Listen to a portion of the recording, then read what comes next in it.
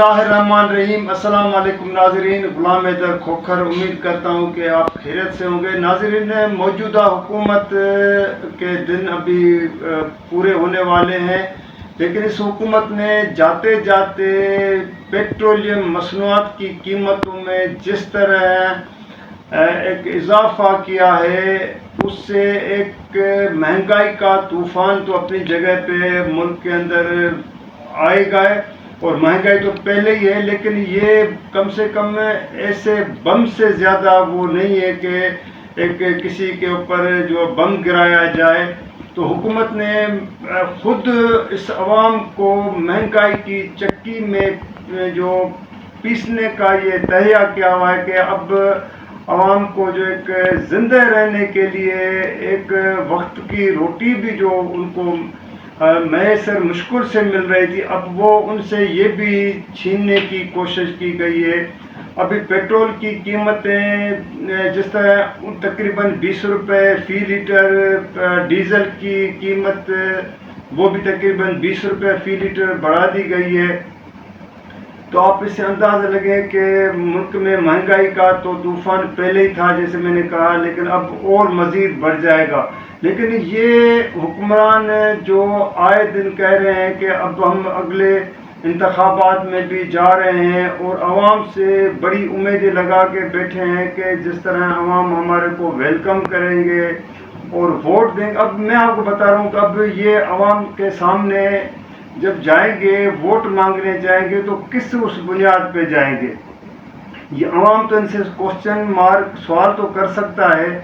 कि आप लोगों ने बिजली के, गैस के, चीनी के, आटे के, मतलब किस चीज़ की कीमतें आप लोगों ने नहीं बढ़ाई हैं। आए रोज़ जुलाई के महीने में कम से कम 5 मरतबा बिजली की कीमतें बढ़ा चुके हैं। इस तरह गैस की कीमतें बढ़ाई गई हैं, जिससे फिर आपने देखा कि चीनी की कीमतें किस तरह आसमान से बातें कर रही हैं, आटे की कीमत जिस तरह बढ़ गई है। अब लोग तो कम से कम जो गरीब आदमी है उसको एक वक्त की रोटी तो चाहिए पेट गुजारा करने के लिए, वो तो 2 वक्त की रोटी भी नहीं मांगता, एक वक्त के लिए। तो ये अब हुक्मरान क्या जाके आवाम को यही जाके एक अपना फलसफा पेश करेंगे कि हमने IMF के कहने पे जो है ये कीमतें बढ़ाई हैं, आप लोगों के ऊपर ये जो महंगाई का जो एक बम गिराया, वो IMF ने ये तो नहीं कहा कि आप अपनी अयाशियों के खातिर अवाम को जो है ना इतना उसमें जकड़ दें, महंगाई की चक्की में इस तरह पीसे कि वो फिर जिंदा रहने का भी नाम ले लेते। तो नाज़रीन, एक तो ये चीज़ था कि आपसे शेयर करनी थी। दूसरा ये है कि इस वक्त निगरान वज़ीर-ए-आज़म के लिए बहुत ही जो सरगर्मियाँ तेज़ हो गई हैं। इस वक्त भी हुकूमती इत्तेहादी जमायतों की खास तौर पे मुस्लिम लीग नून और पीपल्स पार्टी के रहनुमाओं में जिस तरह मुसलसल मीटिंग हो रही है, वज़ीर दिफा ख्वाजा आसिफ ने ये खुद माना है कि हमने तकरीबन 4 नामों पे इत्तेफाक कर लिया है, लेकिन उसमें एक बंदा जो शख्सियत है वो पॉलिटिकल सियासी है, बाकी टेक्नोक्रेट कह सकते हैं। तो इस कमेटी में शामिल जो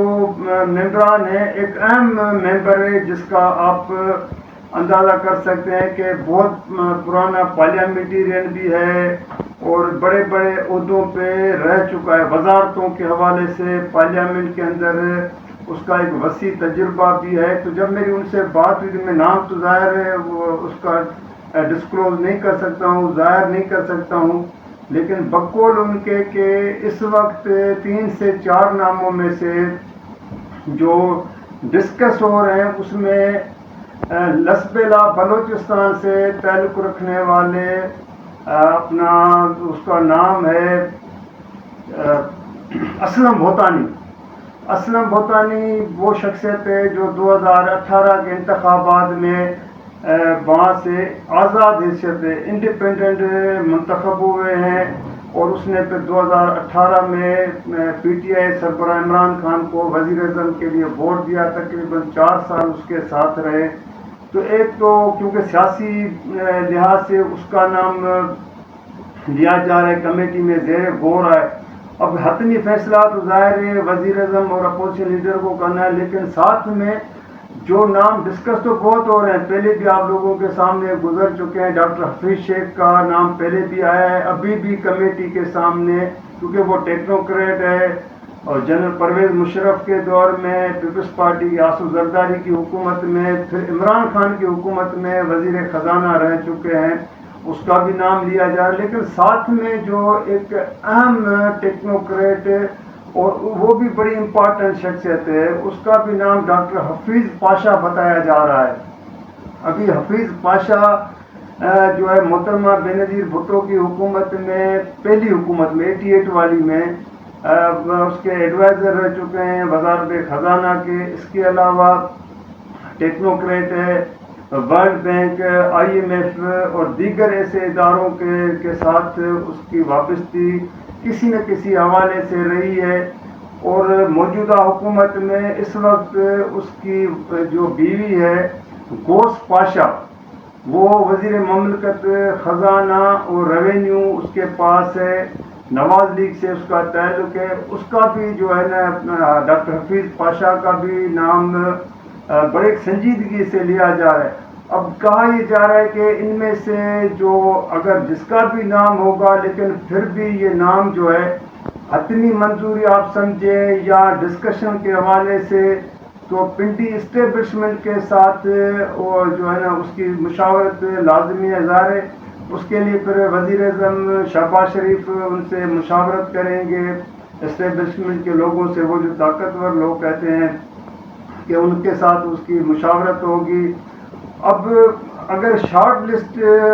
میں دیکھا جائے گا تو میرے جو وہی ذرائع جو ہیں کمیٹی کے جو رکن بھی ہے، اور اس کی میں دعویٰ کہہ رہا ہوں، تو اب وہ الگ بات ہے کہ ان موقع پہ بھی نام اس نے یہ بھی کہا کہ ہو سکتا ہے چینج بھی ہو جائے، ضروری نہیں کہ انہی میں ہو، جیسے پہلے بھی بہت سے نام شاہد خاقان عباسی کا آیا تھا، اسحاق ڈار کا بھی آیا تھا، اور لوگوں کا بھی آیا تھا، ایون یہاں تک کہ بعض صحافیوں کے نام بھی آئے تھے وزیر اعظم کے لیے، لیکن سب کے سب وہ پھر ڈراپ ہو گئے۔ تو اب یہ 3 نام ہیں جس میں سیاسی لحاظ سے اسلم بھوتانی کا نام ہے، ڈاکٹر حفیظ شیخ کا نام ہے، اور ڈاکٹر حفیظ پاشا۔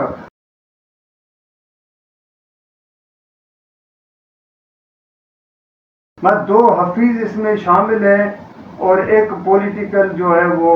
لسبیلا سے، جس کا میں نے بتایا انڈیپینڈنٹ، اس وقت بھی وہ شہباز شریف کو اس نے ووٹ تو دیا تھا اسلم بھوتانی نے، لیکن آج بھی وہ